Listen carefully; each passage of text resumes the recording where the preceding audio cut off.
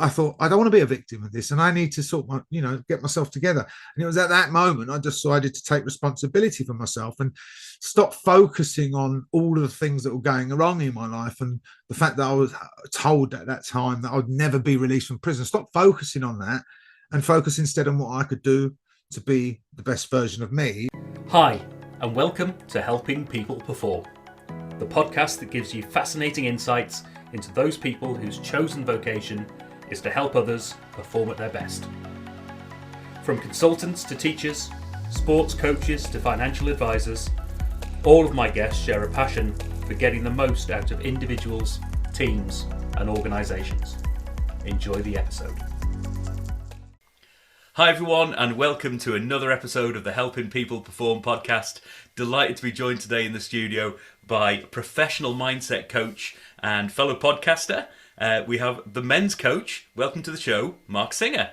Thank you for having me. Absolute pleasure. Yeah, looking forward to hear some amazing stories and having some great conversations. So before we get into a bit more about what you do right now and the men's coach side of it, can you tell us a bit about your backstory and what got you to where you are today?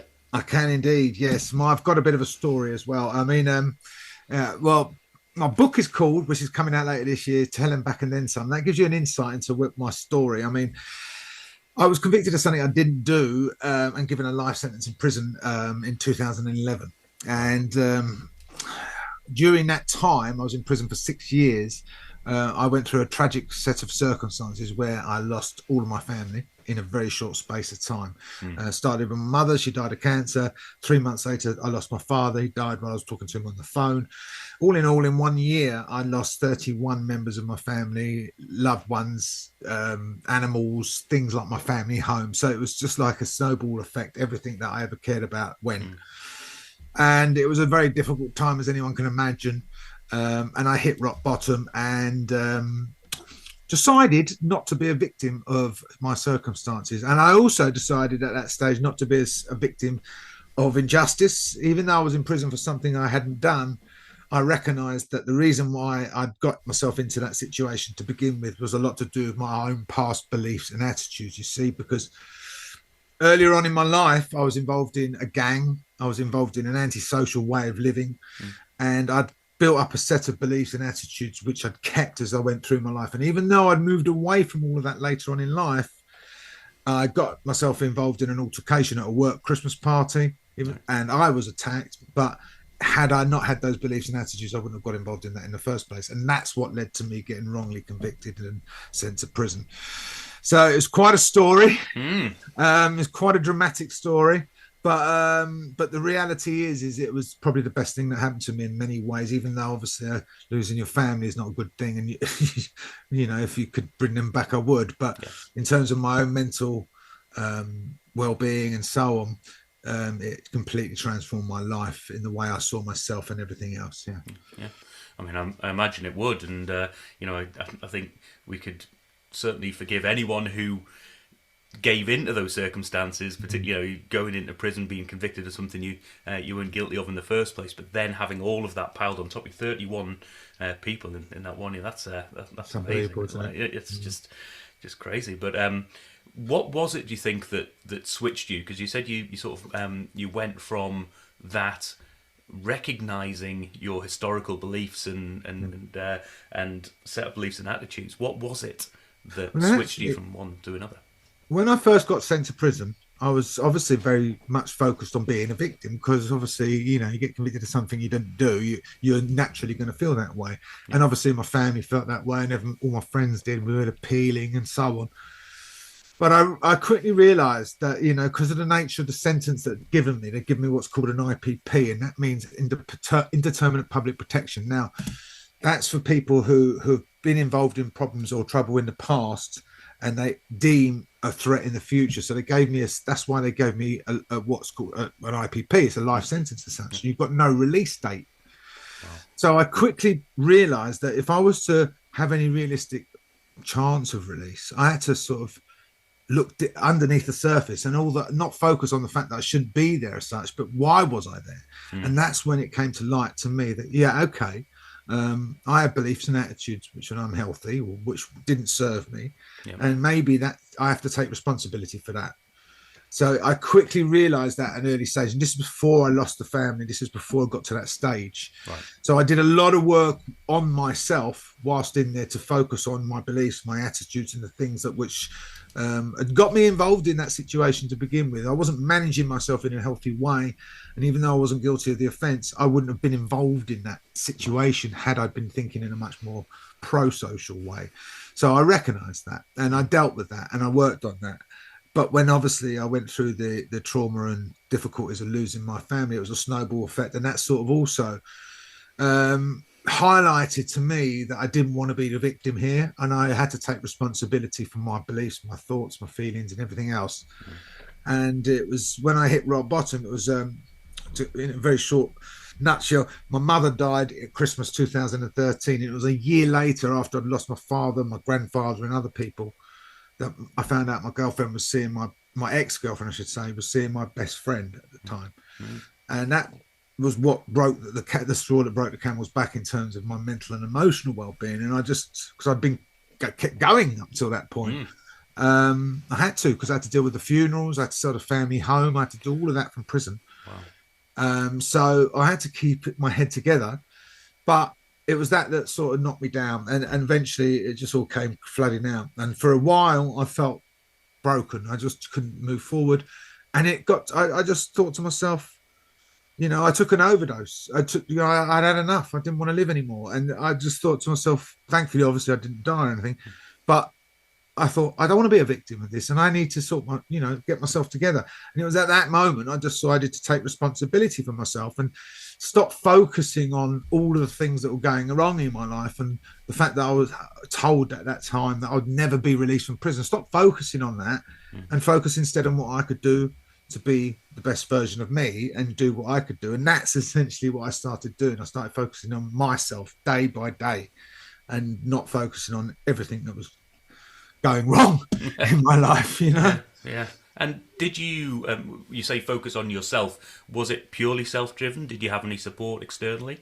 Not external. Well, obviously in prison, in terms of friends and people around you in there, I had friends outside, thank God, who supported me, visited me. I had a lot of help when it came to selling the family home from friends. I'm an only child, so I haven't got like brothers and sisters. So I had friends who would help me like clear the house out. We had cats, and I had to get the cats rehomed and all of that sort of stuff.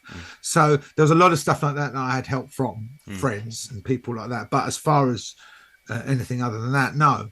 It was all done. I had to deal with the funerals myself. I had to deal with selling the home myself and all of that sort of stuff myself. So it was difficult, obviously. But I just had to have that mindset where I just keep going and focusing on what I could do. So I started doing things like a degree. I started studying a degree in prison. And I was working in the educational department, helping kids, young kids, 21-year-olds, mentoring them, and also teaching critical reasoning skills and things like that. Right. So I started focusing on educating myself and my health, going to the gym, looking after myself better and things like that. So literally focusing on the day-to-day stuff, rather than focusing on into the distance about what I can do or what might happen, or all of that sort of stuff. Yeah. Oh wow. So, yeah. And apart from obviously this journey of self-reflection and the value that came from that, were there any other positives?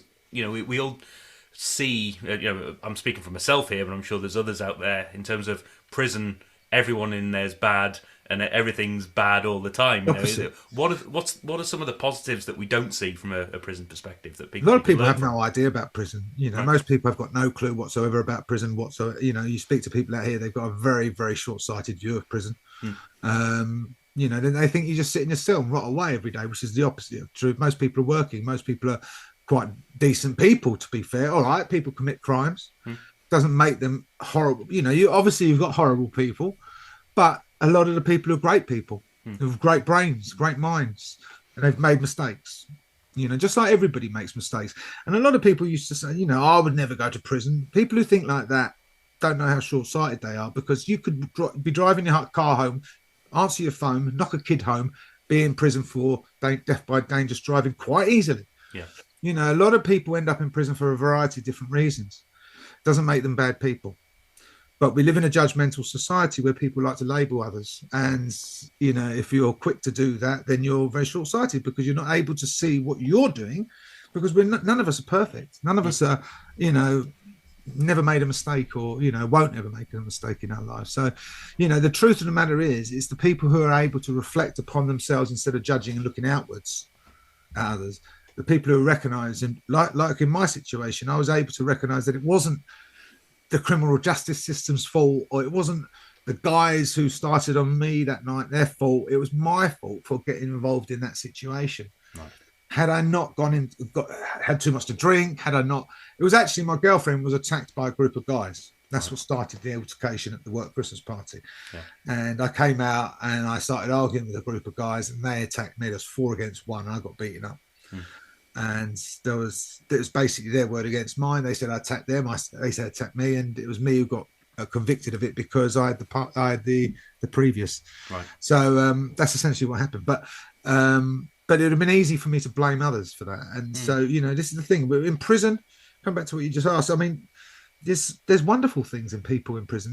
There's wonderful, you know, situations. If it hadn't have been for some of the people in there, there's no way I'd still be sitting here talking to you now. No chance.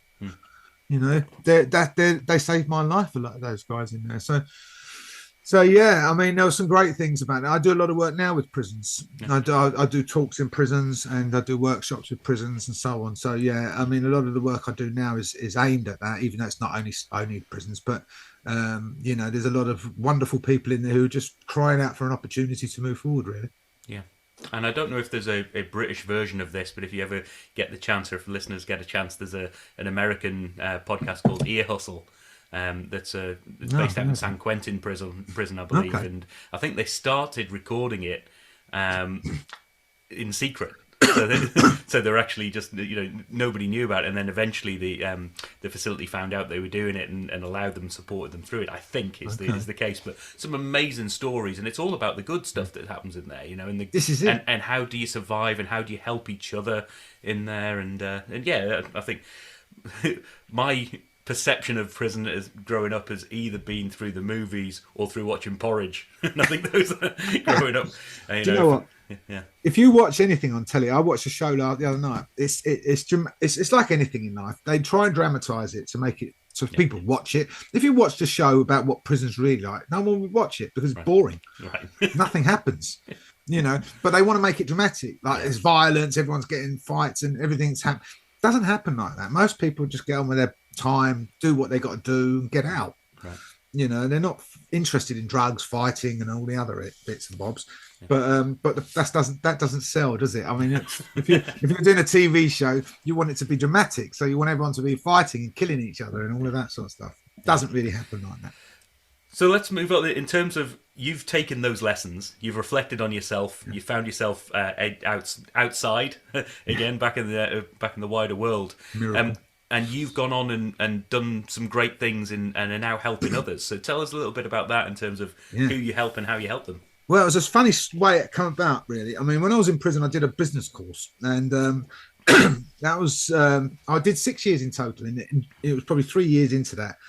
I needed to do whatever to keep myself mentally occupied, and I did a business course. And part of that course, they said to me at the time, if you hypothetically, you know, before I went to prison, I was involved in sales, I was involved in car trade, I was involved in mortgages, and I was doing all of that sort of stuff. So it was always sales. But they said, hypothetically, if you're going to set up a career when you get out of prison, what would you do? Right. And I said, life coach. And I don't know why. And the first thing that came to mind, I had no clue what a coach did. And anyway, they gave me a sheet of paper with all the different attributes of a coach on this bit of paper. And I read it and I thought, okay, I've got these attributes and skills, you know, and I forgot about it. Anyway, now 4 years later, now I'm out of prison. You know, I've been out of prison a year now. And I've been dealing with a lot of the emotional stuff that I had to go through, you know, unpacking all of that baggage after I've got out of prison, because obviously losing your family and everything, there's a lot to go through. So I was trying to find my way in life, and I had no direction. I didn't know what I wanted to do work-wise and so on. I didn't really want to go back to the car trade and everything. So I was thinking, and I had started having coaching. And it twigged something in me, and I thought, you know what, this is me. This is what I want to do. I've got the ability to be a great coach here. Anyway, so the coach I was working with, she said to me, because I was researching it, and I was going to do one of these courses you see online, like, and she said to me, if you're going to do it properly. So I thought, okay. And I went on the ICF website, the International Coaching Federation website, and I thought, okay. And I looked at all the different accredited courses I could find, and I found the one I thought was the best. Yeah. And I went for it. It cost me a lot of money, but it was worth it. And what they did is they taught me a whole new way of thinking, a whole philosophy and way of being, which when you live it, breathe it, practice it, and become it, transforms your life, actually from the inside out. And that's essentially what I did. Is I learned the philosophy. It was 2 years, nearly 2 years later, I qualified as a professional coach. So it was in 2019, I qualified as a professional coach. And I started living and breathing this new philosophy and way of being that they taught me. And that took me time. I had to do a heck of a lot of work on myself and self-acceptance and working on my own inner demons and everything else that would stop me moving forward and being who I wanted to be. And I've done that. It took me about a year to do that. And it was just before COVID kicked off that I set my business up. Couldn't have timed it better. Yeah. It was a month before. And ever since then, that's what I've been doing. I've been working with people in businesses, prisons, you name it, coaching, helping people learn this new philosophy and way of being that I've learned. Yep. And transform their lives, and this is essentially what I do as a coach. I work one-to-one with people. I do my keynote talks, or I do my podcast, as you mentioned earlier. Yep. So there's lots of different ways to do it, but that's essentially what I do. Yeah. So it's wonderful. I love it. Fantastic. And you call yourself the men's coach. Are you predominantly working with men? Or is that your target audience? This is the funny thing. Yeah. I only recently changed this. I used to be very generic, and one thing I never learned at the start, I'm a great coach, but I'm not a great marketer. So I've been learning the marketing as I was going along. And I thought to myself, I'm too generic in my marketing. Yeah. So I want to narrow down. And who do I need? Who do I want to work with? And I realized that there's a lot of guys out there. It doesn't matter who you are, what sort of background you've come from or whatever. A lot of guys out there who don't feel included in some way, or they haven't got someone to talk to. And I used to get a lot of guys coming to me because of my background saying, I feel comfortable with you. I don't feel that you're going to judge me about my past. I might have taken drugs. I might have been in a fight. I might have had this happen. But I don't feel you're going to judge me because you've had your stuff in the past, and, I feel comfortable with you. So I realized there was an opening there for people to come to me, normal everyday guys, to open up and talk about their problems or whatever it is with that going on in life. And when you look at the statistics, men, the suicide rates for men is through the roof. Yeah, 77% of men commit suicide a year. That's the percentages. The construction industry, that's the highest ranking. Painters and decorators, for instance, highest ranking suicides out of any industry worldwide. Wow. Now, people don't know this. We focus on other, demographics and stuff, but men don't necessarily get that attention in the same way. But there's a massive calling for it. But coming back to your question, do I only work with men? No. I work with women as well. Yeah. A lot of my clients now are currently women. I still work with women. So I would never say, no, I'm not working with you. I mean, my style of coaching is universal. I work with everybody. It doesn't matter who you are and where you're from or what you do. Yeah. But I try and focus more in terms of my marketing on the men, because I feel that there's a need for that. And, a lot of guys do need that. And especially in business, in business, when the business I work with, a lot of guys will avoid this sort of stuff because they've got stigmas attached to what they think it's about, or, but really it's just common sense. It's just basic common sense, learning how to use your mind. So you use your emotions in the right way and you're using your actions in the right way. That's all it comes down to. Yeah. Well, and you're by no means the only guest, and I'm counting myself in amongst this as well, who've had that realization that a lot of the people that I talk to, whether you're a coach, a facilitator, however you're helping people, generally you want to help as many people as you can. And it feels counterintuitive to niche down to one area, doesn't it? Hard, isn't it? Yeah, and just going out there and going, right, I'm the men's coach. I'm the was the mortgage mum is another lady that I've spoken to, and it's just like, because supporting people with mortgages and focusing on mothers. And it's just like, well, that's my niche. That's how I can connect, or how people potentially can connect with me. But by no means does it mean that you shouldn't come to Mark if you're a woman, or if you shouldn't go to somebody else if you don't fit that demographic. If you connect with that person, that's what it's all about, isn't it? Funny enough, I did a podcast with another guy, with a really great guy, a guy called Alessandro Ferrello. I don't know if you know him, but he actually suggested that I should call myself the common sense coach, right? Because the process that I use, the work that I do, is common sense. It's not like wishy-washy stuff. It's not like stuff that a lot of guys get pushed away from. So I don't want to get involved in that. Right.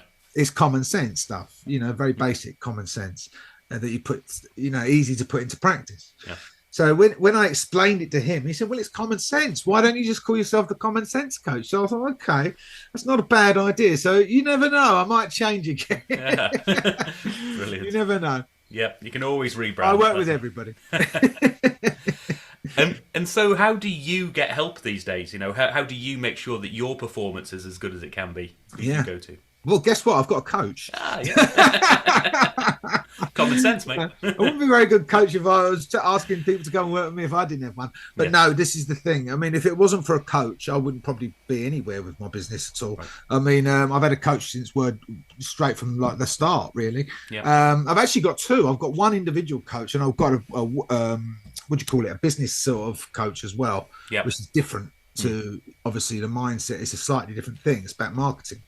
So I've got different coaches, but yeah, I would say anybody who wants to improve, doesn't matter what it is in their life, their coaching is invaluable. I mean, it doesn't, to me, it's just common sense to have a coach, because it helps you bring the best out of yourself, basically. And a lot of the time we try and fix problems or achieve things thinking that we can do it ourselves, but you need help. You do need help.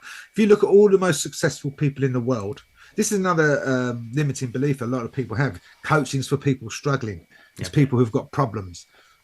And this is why the Elon Musks and the Bill Gates and the Cristiano Ronaldos and all of these high achievers in life, they've all got coaches. Yeah. And it's because the high achievers in life recognize that it doesn't make you weak to have a coach, it makes you successful.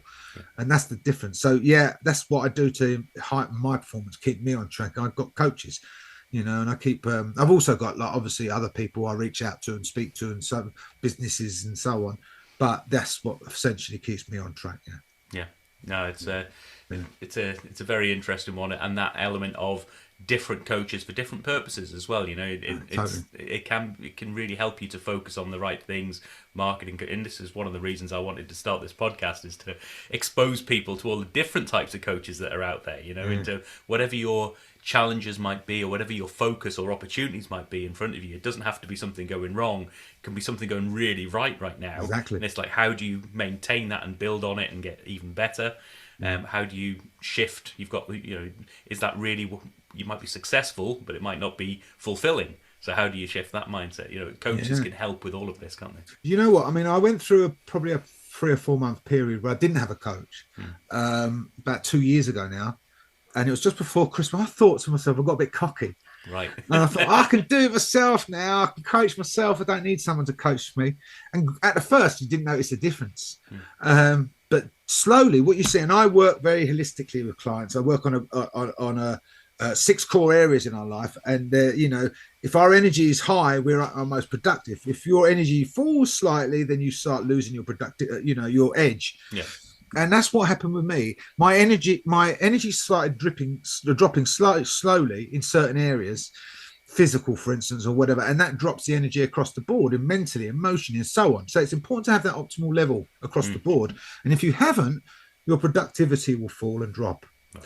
And that's what happened to me when I didn't have my coach. Yeah. It wasn't a lot, but it was enough to be a difference. And so I obviously quickly went back to him. Okay, no, I do need you. Yeah. But yeah, it makes a difference. Definitely does. Great stuff. And so maybe a couple of slightly different questions then. If you could help any individual or team or organisation, group of people with the skill set that you've got, who would you want that to be? If I could help a specific... That's an interesting question. Well, do you know what? One of the things I'm doing at the moment, because I was working a lot with the prisons, and now I'm looking to broaden that out a little bit. On my keynote talk, it's called Life in a Container: How to Stay Positive While Serving a Life Sentence. Okay. Now, obviously, anyone hearing that, it's going to obviously focus on the prison element of that, the aspect of that, which is why, yes, it works in prison. But when you look at it and break it down, the actual keynote itself isn't about prison. Right. It's about us as human beings, because we've all got restrictions in life. We've all got things that hold us back. We've all focused on our circle. It could be COVID. It could be ill health. It could be poverty. It could be whatever's going on in the world at the moment, which is stopping us being who we want. You know, it could be a business. It could be, you know, if you've got 20 people in an office and two of those people are coming into work miserable for whatever reason because they've got something going on in their personal life, that's going to affect the productivity of everybody else in the office. So having that overall mindset where you're focused not on what's restricting you in life, not your circumstances, not what's holding you back, but instead how you can be at your most productive, like I was when I was in prison. Yeah. Then what you're going to find is that you're going to be at your most productive day in, day out as you move forward, and eventually you'll achieve your goals. Now, I think that's important in a business sense, because if you've got, like I said, 20 people in an office and two of them are not performing at a level, that it's like if you've got 20 bits of fruit and 2 apples, rotten apples, what's going to happen to the rest of the bits of the fruit? Yeah. It's going to rot them. And it's the same in an office. So in terms of the work I do, the 6 core areas I work on with people are mental, emotional, physical, social, environmental, and spiritual. Now, again, if something's not working for you in your life in one of those areas, it will drain your energy. That means you're not at your most productive. So I would work with you individually to help you optimize your energy across the board. So we find solutions in whatever area it is so that you're performing at your best. And then you're going to get the results that you want. Now, if you're working in a bigger in an office, say, that's the same. You've got to look at everybody individually so that you'll get helping them perform at their best so that the business is performing at its best. Yeah. Now, that's what I'm looking to do in terms of my keynote talks. I'm looking for more opportunities to move into that so that I can help more people get the best out of their groups rather than just an individual basis. Right. So that's essentially, if I could help anybody, an organization or business, that's what I would do. I would be looking to help people move forward and increase their productivity, whether it be in their personal life or at work. Yeah. No, I remember from one of our initial chats, you know, where we talked about that life in a container bit. You know, it's that container doesn't, in your history, it's been a prison cell, but actually that container can be anything from it's limiting beliefs, essentially, isn't it? That's that can be. It's human nature, though, isn't it? I mean, we all do it. I mean, if like something goes, we watch the news, for instance. It's easy to suddenly start thinking, "Oh God, the world's going to end," and there's no point me even. That drops your energy somehow. If you're feeling like, you're less likely to get up in the morning and be 100% focused on whatever it is you want to work on or do. And all of these things affect us. So if you're focusing on your circumstances don't determine where you go in life. My story tells you that. Yeah. It literally merely determines where you start. Right. And, if we can focus only on ourselves and how we can be our most productive, it doesn't matter what's going on around you. You can still be successful. And that's the message, really, about what I do. Brilliant. And then if we were to flip that round then, if you were able to sit down and have a drink, have a cup of coffee, have a meal with somebody that you think you could really learn from and you'd love to just sit down and absorb their wisdom, who would you want that to be? Oh, who would I want that to be? There's a few, actually, but Elon Musk would probably be one of them. Love him. I think I've got a lot of respect for what he does in terms of business. I tell you what, a guy called what's his name? Sadhguru. Have you heard of him? I've heard the name. I don't know too much. He's a visionary from India. He's a wonderful guy. I listen to him, and he's the most inspirational guy you'll ever see or listen to. And he's just he's unbelievable. So yeah, him. Right. So it'd be a toss up between Elon Musk on the business side of things. I'd get some business tips off him. Yeah. But from a mindset perspective, I think it would be Sadhguru. Yeah. Oh, wonderful. Yeah, I think everyone should check him out. He's brilliant. Oh well, I'll make a note for myself here, and I'll have a look on that one. Brilliant. Okay, and how do people find out more? If people want to engage you, and I always do this with all of my guests, I actively encourage our listenership. If you want to engage with these guests, the reason people come on these podcasts and put themselves out there is they want to engage with people. So if people want to engage with you and find out more, where do they go? How do they contact you? Well, everybody. I mean, everywhere. I mean, normally my website is the first place, but it's down at the moment. I'm getting a WordPress one done as we talk, so that'll be up again in about 2 weeks, please God. Okay. So by the time this goes live, it'll hopefully be up. So it'll be my website. But I also do my podcast, which I've mentioned before. That's on Facebook. It's on YouTube. So you can get me either on Facebook or my business page on Facebook or YouTube, or you can get me on LinkedIn. Or you can contact me directly by email or phone, whatever it is. But yeah, most of my stuff is either on my business page, Facebook, YouTube, or LinkedIn. Yeah, brilliant. And what's the website, just so that people know? Again, it's changed. It was www.marcsingercoaching.co.uk, but I'm going to change it to men's coaching, so that's the new one. Right. So I will keep if you follow my business page on Facebook, you'll be up to keep in touch with that. So yeah, that's what I would recommend for the time being until I know what it is. Well, I don't know what it is at the moment. Rest assured that for all the listeners, not everyone watching this on YouTube LinkedIn and stuff, it will be in the show notes, and I'll make sure that as things get updated, I'll make sure that that's updated in the show notes as well. So have a look for those links in the show notes, and you'll find out how to get in touch with Marc. So, Marc, fascinating story and just inspirational from just that power of taking the positive out of things. I mean, I've got my own very smaller version of this, where going through a redundancy when my wife was 6 months pregnant, and finding that out and it being a big shock. One of the most powerful things that I've ever done in my life with that is I went, right, what can I control here? And I actually got some Post-it notes. I'm a Post-it note fiend. And I put on, this is the stuff that's in my control. This is the stuff that's out of my control. I can't control the decision, because it's already been made. I can control how I am viewed from here on in.